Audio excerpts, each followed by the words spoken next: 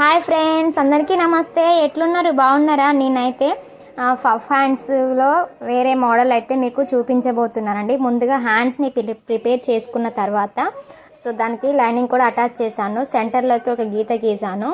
పైన భాగంలో షోల్డర్ పైన వచ్చేదానికి 2.5 లేదా 3 ఇంచెస్ అయితే మార్క్ చేసుకోవాలి.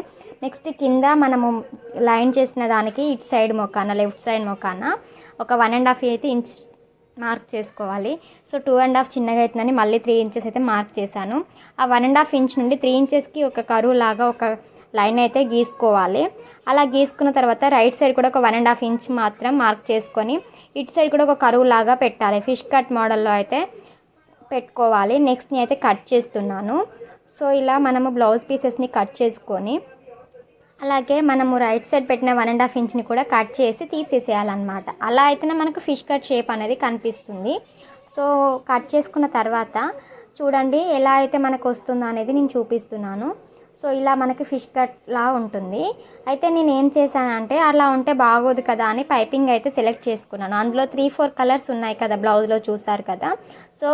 ఎల్లో కలర్ అయితే వేద్దామనేసి ఎల్లో కలర్ని అయితే పైపింగ్ వేసాను. నేను కట్ చేసిన పీసెస్కి పైపింగ్ అయితే వేసుకున్నాను.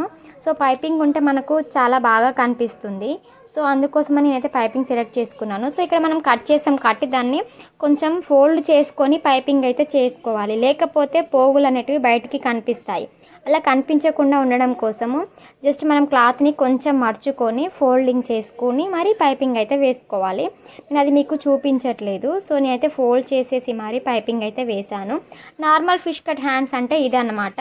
ఇలా కూడా బ్లౌజ్ని మనము డిజైన్ చేసుకొని వేసుకోవచ్చు. నేను పఫ్ హ్యాండ్స్ పెడతానని చెప్పాను కదా, దానికోసం అయితే మనము రైట్ సైడ్లో పెద్దది ఉంటుంది కదా, మనం కట్ చేసిన పీసెస్లో పెద్ద పీస్ తీసుకొని దానికి చిన్న చిన్న ఫ్రిల్స్ అయితే పెట్టాను. ఒక 4 లేదా 5 ఫ్రిల్స్ అయితే పెట్టుకోవాలి. అలా కుచ్చులు పెట్టుకొని కుట్టుకున్న తర్వాత నాకు కొంచెం పైపింగ్ వేసాను కదా, క్లాత్ మందం అయిపోయి స్టిచ్ చేయడం కొంచెం ఇబ్బంది అవుతుంది. లైనింగ్ ఉంది. అట్లా నెక్స్ట్ పైన భాగంలో కూడా మనకి షోల్డర్ పైన వచ్చేదానిపైన కూడా ఒక 5 చిన్న చిన్న ఫ్రిల్స్ పెట్టుకోవాలి. అటు సైడ్ ఏం మందం ఉండదు కాబట్టి 5 ఫ్రిల్స్ అయితే వస్తాయి.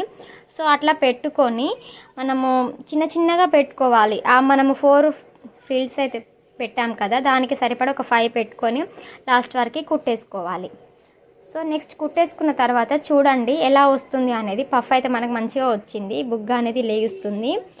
ఇట్లా మనము ఇలా అటాచ్ చేసుకోవాలి. అలా అటాచ్ చేసుకొని బ్లౌజ్కి వేసుకుంటే మాత్రం న్యూ మోడల్లా ఉంటుంది. ఫిష్ కట్ మోడల్ వేసుకున్న ఫీలింగ్ ఉంటుంది. అట్నే పఫ్ పెట్టుకున్నాం అనేవి కూడా ఉంటుంది. ఇట్లయితే నేను కుట్టుకున్నాను. నాకు చాలా బాగుంది.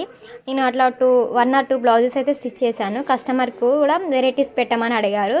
ఇట్లా పెడదామనేసి నేనైతే ట్రై చేశాను. బాగుందో లేదో కామెంట్ చేయండి. మరిన్ని వీడియోస్ కోసం మన ఛానల్ని సబ్స్క్రైబ్ చేసుకొని పక్కన గంట సింబల్ క్లిక్ చేయండి. ఇలా వస్తుందన్నమాట హ్యాండ్ అయితే. మన ఛానల్ వీడియో నచ్చితే మాత్రం లైక్ చేయడం అస్సలు మర్చిపోకండి. లైక్ చేస్తే మన వీడియో చాలామందికి రీచ్ అవుతుంది. నేను మరిన్ని వీడియోస్ చేయడానికి మీ ముందుంటాను. ఓకే అండి, thanks for watching. Bye. Please do subscribe.